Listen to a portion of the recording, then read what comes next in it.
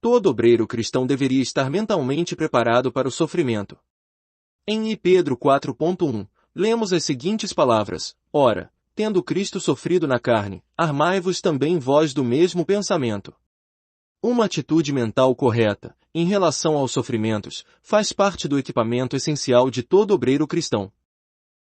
Há certa escola de pensamento, muito generalizada, que mantém que toda forma de prazer milita contra o desenvolvimento espiritual. Rejeitamos enfaticamente essa filosofia, porquanto a própria palavra de Deus declara que a porção do povo de Deus é uma porção abençoada.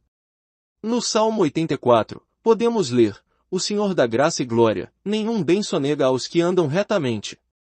E o conhecidíssimo Salmo 23, diz: O Senhor é o meu pastor, nada me faltará.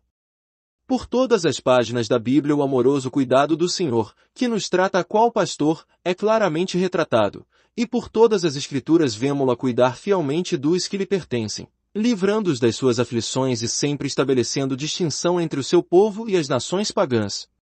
Mesmo durante o tempo em que seu povo escolhido peregrinava no Egito, ele destacou aquela região da terra onde eles habitavam, para derramar bênçãos peculiares sobre a mesma. De outra parte, Deus não isenta os seus filhos das provações ou castigos. Em realidade, as provações e os castigos são necessários para garantir-lhes o crescimento até a maturidade. Mas aquilo para o que desejamos chamar a atenção, nesta altura, é um determinado aspecto do sofrimento, com frequência ventilado na palavra de Deus, e que consiste da escolha deliberada de seus filhos, cujo consumidor desejo é o de prestar-lhes serviço. Não se trata de algo que lhes haja sido imposto, de algo que tenham aceitado com relutância, e, sim, de algo que eles preferem voluntariamente. Os 3 heróis de Davi não tinham necessidade de arriscar a própria vida, a fim de trazer-lhe um pouco de água para beber. Todavia, quando ouviram expressar o seu anelo por um gole de água, tirada do poço de Belém, puseram em risco a própria vida e irromperam pelas fileiras do exército filisteu, a fim de satisfazerem ao seu desejo.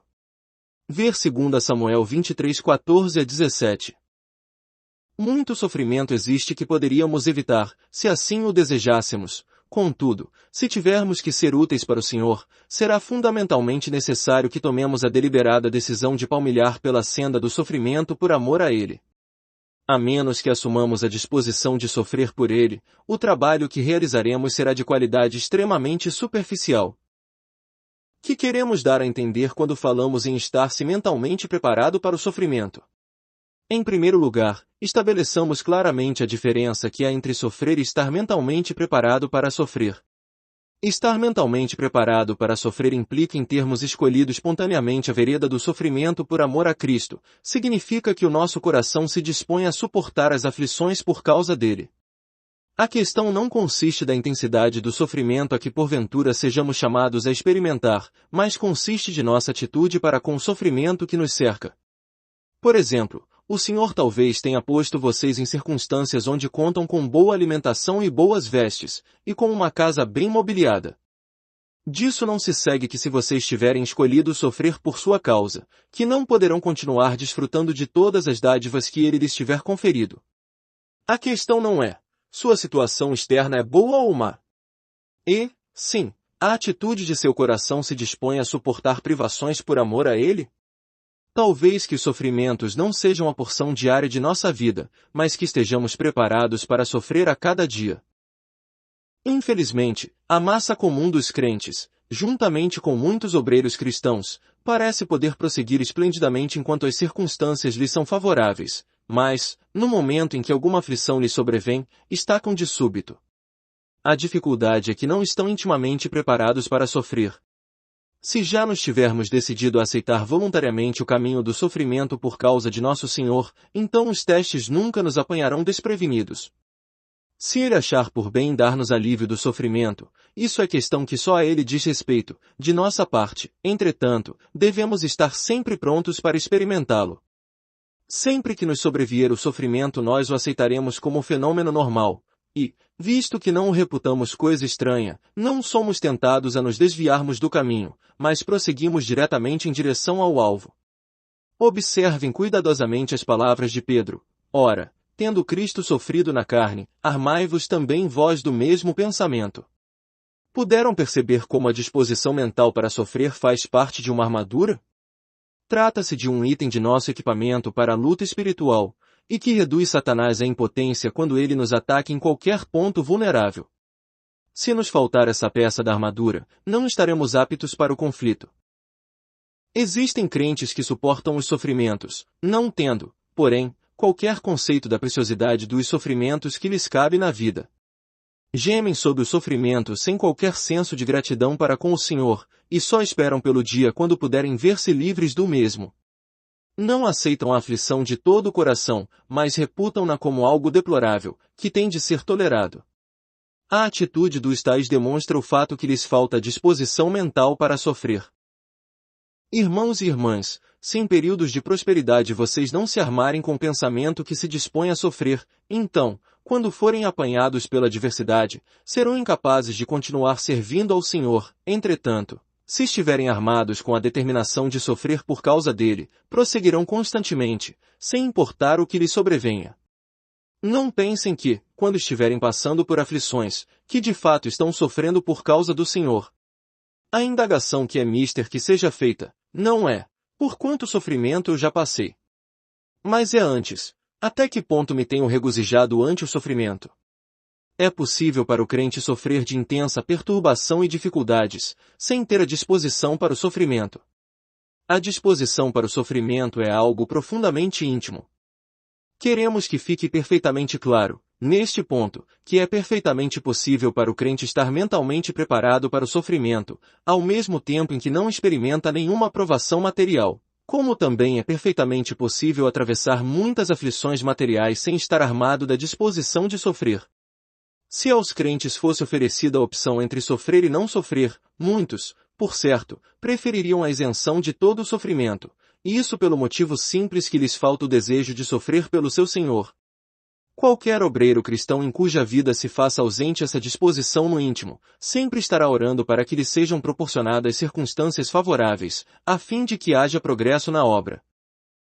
No caso de alguns dentre os filhos de Deus, há poucos sinais de adversidade nas suas circunstâncias, ao passo que outros se acham claramente em grande aperto.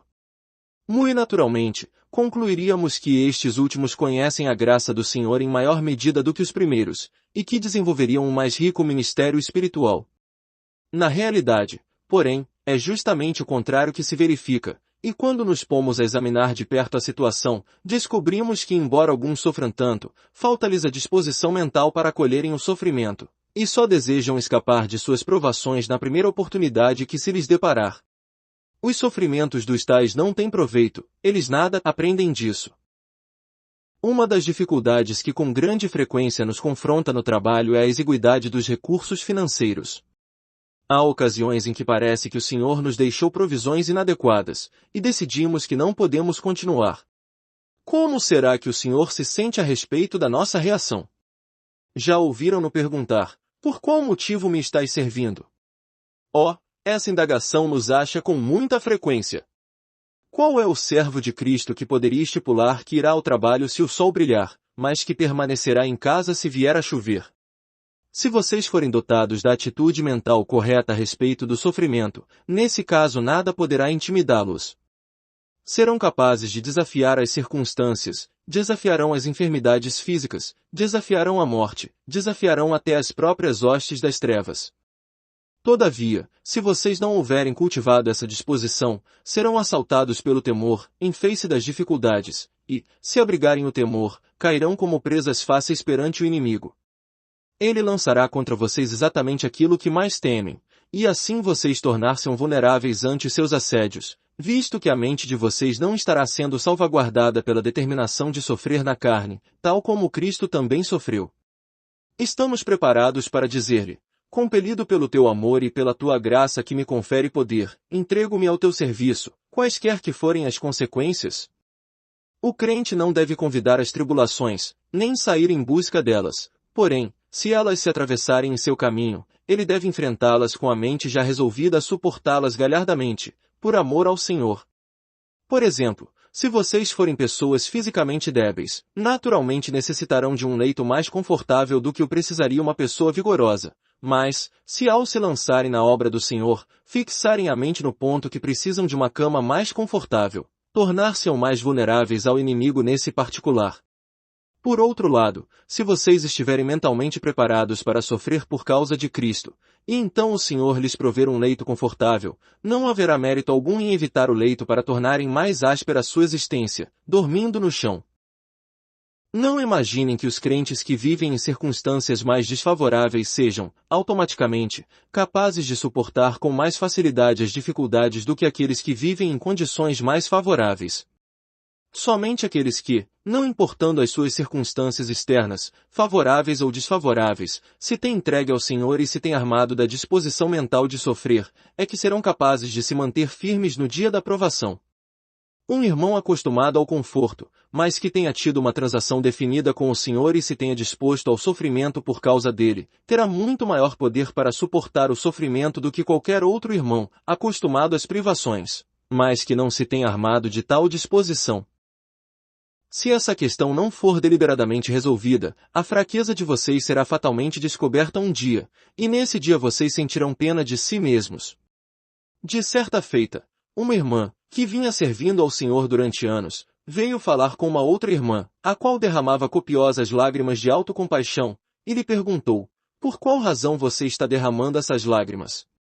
Muitos crentes que parecem dotados de certa medida de tolerância, fracassam quando se confrontam com um teste crucial, visto não terem usado da precaução de se armarem, conforme Deus recomenda em sua palavra, e assim, na hora em que são achados em falta, seu orgulho fica ferido e as lágrimas de autocompaixão começam a correr. Levanta-se, muito naturalmente, a pergunta: até que ponto deveríamos estar preparados para sofrer? Ser fiel até a morte, responde-nos a palavra de Deus, ver Apocalipse 2:10. Alguns dizem que há o perigo de nos tornarmos extremistas. E assim é, realmente, mas, se vocês se têm armado da disposição mental para o sofrimento, não estarão sempre tentando conservar o meio termo feliz. Poderão, com toda a segurança, deixar a questão de preservar o equilíbrio, se estiverem no perigo de perdê-lo, nas mãos do Senhor e de sua igreja. O que lhes cabe é entregar a vida a Ele, chegando a padecer até a morte, se Ele assim o exigir, e Ele, por sua vez, haverá de resguardá-los de caírem em extremismos. Se vocês vivem sempre pensando sobre até onde devem prosseguir nessa questão do sofrimento, nunca irão muito longe, serão apanhados no ardil de permitir que a obra sofra, a fim de preservarem a própria vida. A disposição mental para o sofrimento não é uma ideia diluída, mas é uma determinação viril que nos capacita a dizer ao Senhor: sim, Senhor, até a morte. Minha vida está à tua disposição, para que faças dela o que melhor te parecer. Deus precisa de servos que queiram tratar a sério com Ele, que não hesitem em desistir de tudo, até da própria vida, por sua causa. Abandonemos todos os nossos cálculos cautelosos e aquele temor deformante de cair em extremismos, e transacionemos com o Senhor com a disposição de servi-lo a qualquer preço, mesmo que isso signifique a própria morte.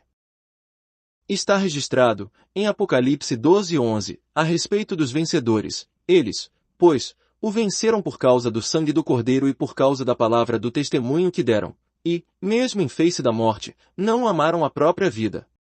Se vocês cumprirem essas condições, os assaltos desfechados por Satanás contra vocês serão fúteis. Ele se tornará incapaz de vencer a qualquer crente que não busque preservar a própria vida. Satanás zombou da ideia que Jó poderia servir a Deus sem ser impulsionado por qualquer desejo de autopreservação, e por essa razão, disse ao Senhor: tudo quanto o homem tem dará pela sua vida. Estende, porém, a tua mão, toca-lhe nos ossos e na carne, e verás se não blasfema contra-te na tua face.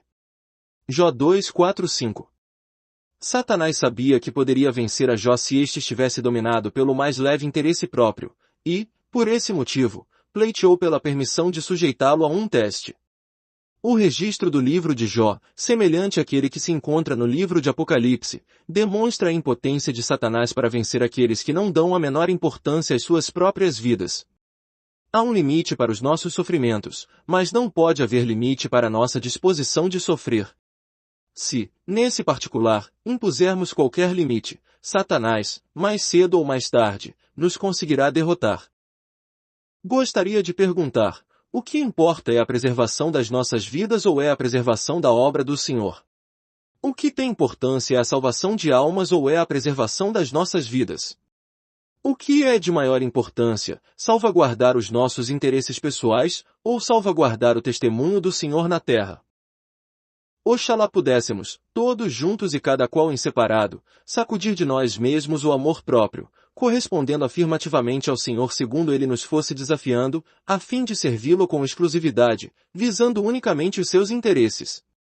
Se nosso abandono em suas mãos for completo, então também poderemos experimentar as suas bênçãos de modo completo.